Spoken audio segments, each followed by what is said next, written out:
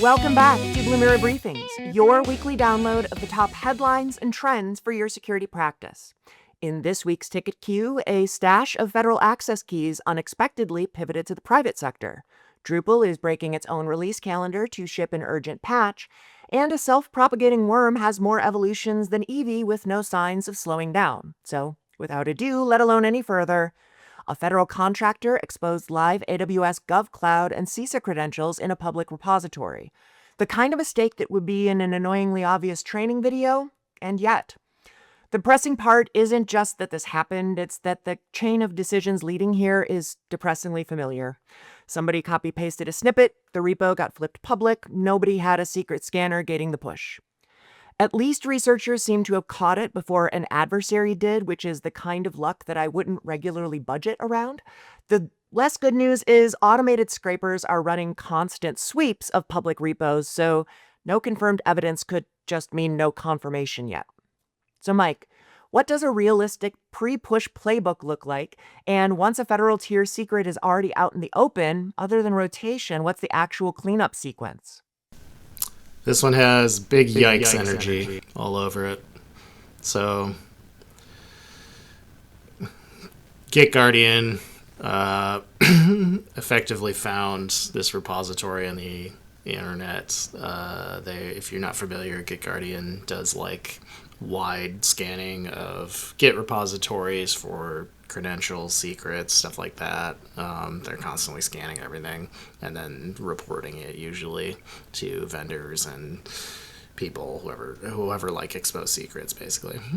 This one is interesting. So effectively what got leaked was some CISA credentials. One was for AWS GovCloud. There's a bunch of other stuff too. If you really look into this, there was like backups, there was GitHub action scripts, there was a bunch of just like data runbooks. Effectively, this was a contractor of CISA, and from what I can tell, the repository was called like CISA Private. I think they thought this thing was private and it was public, or it was made public at some point. But they were basically jamming all of their CISA work into here, including hard-coded passwords, credentials, tokens, all the terrible stuff that you could think of that someone should never put in a Git repo. They were doing that, and it was also on the internet. I feel for CISA on this one. This was, in a personal GitHub account.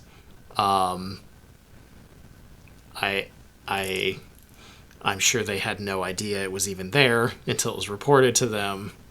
They did take it down. I'm sure the credentials were probably invalidated even faster than the repository being taken down. But this is just like embarrassing, but also, it's kind of what happens when you contract out sometimes and your vendors are asking you for a credential and they need a credential to do something and you give it to them and who knows what's on the other side of that fence, right? I've had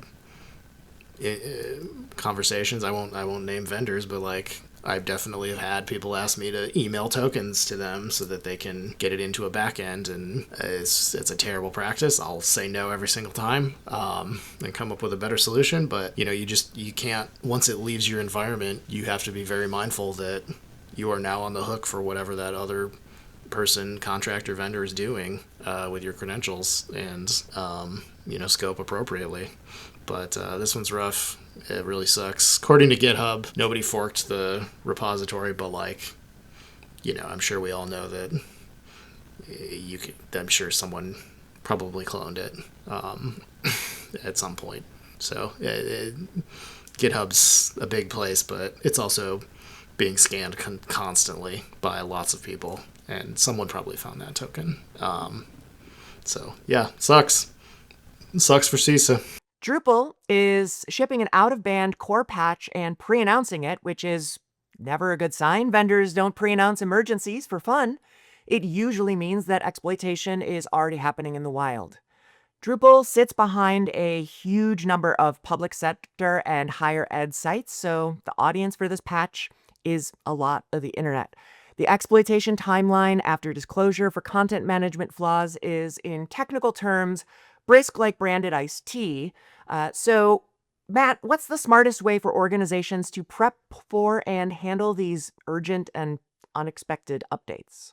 The smartest way organizations can handle updates like this is to stop thinking about patching as something that happens on a comfortable schedule. Attackers are not working on your maintenance calendar. Now, what makes this Drupal update stand out is the language coming directly from Drupal's security team. They specifically warned organizations that exploits could appear within hours or days of disclosure. That's not routine wording from them, not in my experience. This is more the kind of message security teams send when they know the issue is serious enough that attackers are likely paying attention already. Now we've got this vulnerability, CVE 2026-9082. It involves a highly critical SQL injection flaw in Drupal's core, specifically one impacting sites using PostgreSQL. Anonymous attackers may be able to trigger information disclosure, privilege escalation, and in some cases even remote code execution. Now, while patches are available for supported Drupal 10 and 11 branches, what caught my eye was the discussion around much older versions. We're talking Drupal 8, Drupal 9, and even a few mentions of Drupal 7. Drupal 7 was originally released in 2011. If we're still talking about emergency mitigations for software from 2011 in 2026, that tells us something wildly important. These systems are still out there. They're out there running in the wild. And that's a big deal because Drupal, even though it may not have the same magnitude as WordPress or other CMSs, it's historically been used heavily in education, government, healthcare, nonprofits, publishing, and enterprise web environments, a lot of the places I've worked in over the years. My first experience with Drupal was back in 2005 working with an educational nonprofit, and later I maintained Drupal platforms and infrastructure for magazine publishers getting millions of page views per day. During my years at an MSP, I worked in Drupal deployments for pharmaceutical companies. So from hand-built, hand-deployed systems to ones that have been built in larger teams and deployed with tools like Ansible, occupying entire, cabinets within data centers, I've been there. You know what else has been there? Student information, media distribution platforms, healthcare and pharmaceutical information systems. When a CMS vulnerability becomes critical, the impact spreads fast because these aren't just websites, they're public-facing business systems, their communication platforms, and their operational infrastructure. If attackers can manipulate a major publishing platform, they can also influence things like ad delivery or distribute malicious content at a high scale. If it's an educational or government site, now we're talking about things like public trust and sensitive information. That's why organizations need to treat websites with the same serious and due care as any other line of business application. Remember, a website is software. It's public-facing software. And public-facing software requires planning, maintenance windows, monitoring, asset management, backups, rollback procedures, and lifecycle planning. It's a lot of work involved. The unexpected becomes a lot less chaotic when you prepare for it ahead of time. And that means taking steps like maintaining current inventories of websites and plugins. Version pinning is always very important. Knowing who owns a platform internally, who's responsible for its upkeep. Having documented patching procedures. Testing your backups regularly because, as far as I'm concerned, an untested backup is a backup that doesn't exist. Scheduling recurring maintenance windows and building time into operations specifically for emergency response. And that really comes down to making it easy to reprioritize based on something that's happening in real time. Because emergency planning is no longer a rare thing. It's a part of modern operations. It's a part of daily life for many people. And that also leads to another uncomfortable conversation. If you're still running significantly outdated versions of Drupal, this isn't about only responding to the unexpected. It's about addressing work that probably should have been planned years ago. Keep in mind, Drupal 7, released in 2011, was mentioned. The good news, though, is that organizations, they're finally starting to give websites the operational attention that they deserve. Unfortunately, a lot of that momentum is being driven by necessity because of the volume and speed at which malicious activity has increased over the past several years. So the takeaway from this story is simple.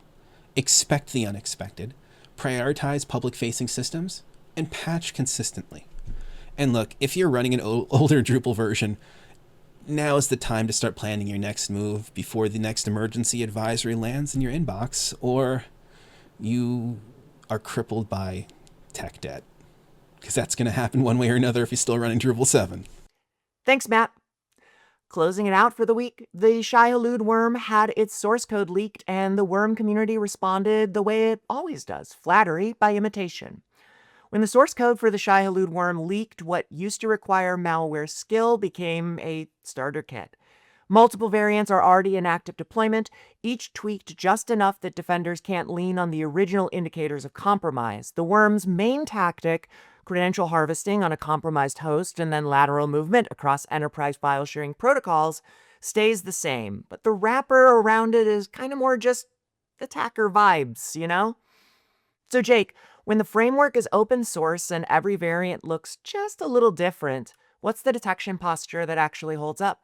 Yeah, thanks, Zoe. So this is kind of a continuation of the story we were talking about last week with the mini Shai-Hulud. Now that the Shai-Hulud Team PCP source code has been leaked on GitHub, we're starting to see a lot of copycat threat actors pop up. I don't know if it's been confirmed yet. It's highly likely they're using AI to kind of rebuild this code, reuse it for their own purposes. They're not really doing anything too complex in terms of like stealing the code and reusing it. They're typically just kind of copy pasting their own command and control infrastructure, URLs, IP addresses in there. We are starting to see a little differentiation in terms of like what their goals are. So Team PCP was very focused just on creds, so like API keys, SSH keys, any kind of creds they can get their hands on. But we're starting to see a little bit of a pivot into like one threat actor, for example, was using a copycat build to deploy a DDoS botnet. So we're starting to see a little bit of change in that.